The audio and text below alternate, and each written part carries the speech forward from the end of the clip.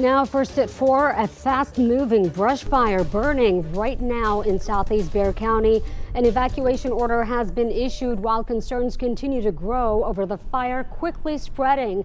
It is being fueled by powerful winds and has been burning for several hours now. Families in that area around I-37 and Southton Road have been told to evacuate. We're also now hearing from East Central ISD that bus routes have been affected. As a matter of fact, I'm just getting a text as we speak that after-school tutoring is now canceled at all campuses at East Central ISD, according to spokesperson Brandon Oliver from there. And again, those bus routes that are being impacted, parents have been contacted.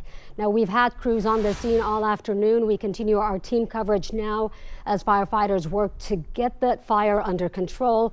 Bill Taylor has an update on just how long those strong winds will last. Roxy Van Rooten keeping an eye on the roads as we speak. But first, want to head out to reporter Sue Kalberg, who's been on the scene for hours monitoring that situation. She joins us live right now from the area of Southton and I-37 where that fire broke out. Sue, what's the latest from you?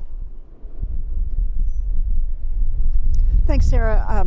We are standing at the corner of Dunnup and Old Corpus Christi. Southton is one intersection just south of us here. I just want to say that one thing that has changed in the last few minutes is that, now is the time of day when people are getting off work, and people who have not been tuned in to the news this afternoon, who haven't been paying attention, we are seeing a huge uptick in traffic just in the last few minutes of people coming into this zone. And so if this is your first view of what's going on here, I just want to repeat, in addition to this corner where I am at Dunnup and Old Corpus Christi roads, there are a lot of mandatory evacuation zones. This one including the 24,000 block of Oliver Road, Blackjack Road, South Bexar County, that's by 281 in Mogford, 15,200 Belen in South Bexar County near FM 1937 in Blue Wing, that's further south of us, the 600 block of Duke Road in South Bexar County between Trumbo and Pleasanton. There's also a mandatory evacuation way over on the southwest side of the county, Greenwood Road, and that's in southwest Bexar County near Pearsall Road. And so what we have seen here in this location throughout the afternoon is just a constant stream of first responders. There are emergency service district people and San Antonio firefighters all engaged in a very aggressive mutual aid campaign to bring a stop to this very aggressive fire that started during the noon hour.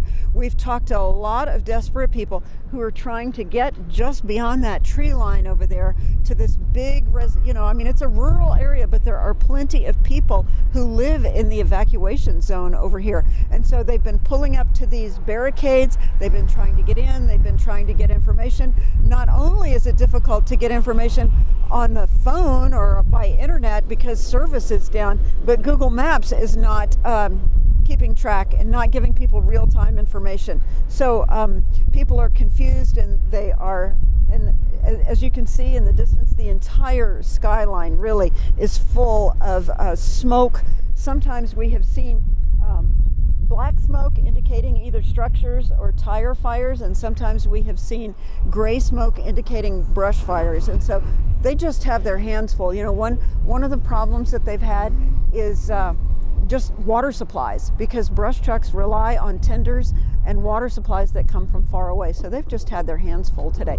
And I just want to remind everybody to give these first responders plenty of room. These trucks are heavy. They can't stop or turn on a dime. So if you're in the fire zone, if you have to come here, be safe and be prepared for the long haul, and maybe be prepared to seek shelter someplace else.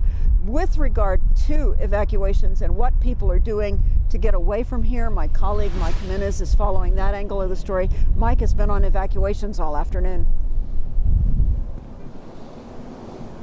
Yes, thank you, Sue, for that update. Now, we are here at a gas station which is on the corner of 37 and Southton, where Dunnup Road intersects Southton Road. Now, we've been here for about the last hour and a half, and it seems like this is kind of a makeshift place where people have gathered here that were evacuated from that fire. Now, let me go ahead and step out of the way so you can take a look here. The road is blocked off here. There there is an apartment complex here. Bexar County deputies are here securing the area there. We just got an update from Chief Valerie Frausto, and the biggest update is she's telling us that fire is now contained, but firefighters do plan to be out here throughout the night. She says that they're currently battling hot spots. Now, this apartment complex is open. We've seen activity going there. There doesn't seem to be any type of urgency there with the residents there. The chief tells us that apartment complex is not in danger, that the fire is further on down the road there. Now, while we were here, we spoke with some residents. There's obviously a little bit of chaos and a little bit of uncertainty there, and also a little bit of fear from these residents because in the last, we spoke with a woman, her name was Ruth Chavez, who says that she received a couple of text messages on her phone and she just got out of her house after walking out and seeing ashes. And she has a couple of relatives that are disabled. Her father is in a wheelchair and her mother has dementia. So she grabbed them, got out of the house, grabbed two of her pets, and also just came here to this gas station. Let's hear exactly what she had to say about her evacuation. I was sitting under my garage and I started smelling smoke, and I'm like, oh my God, they just said on the news to not burn. So I started smelling smoke and I called my granddaughter, which they live right up the road, and I told her, Mama, look outside. And she said it was all under fire. So she got out and then she came over to my house, and then we live upstairs so we could see all the fire and the smoke. And then on my phone it started saying to evacuate. So we just got what I got and got out of there.